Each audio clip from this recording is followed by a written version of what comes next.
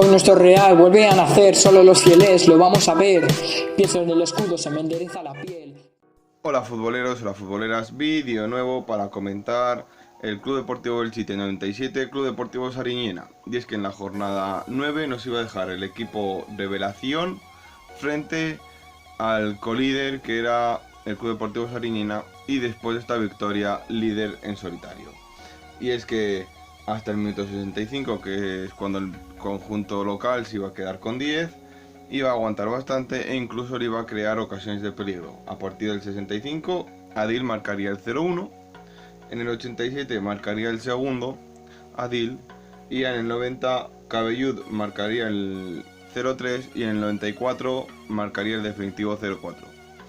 3 puntos para el conjunto del Sariñena, que le hacen líder en solitario después del empate del Teruel. Nos vemos en otro vídeo futboleros, hasta otra, adiós.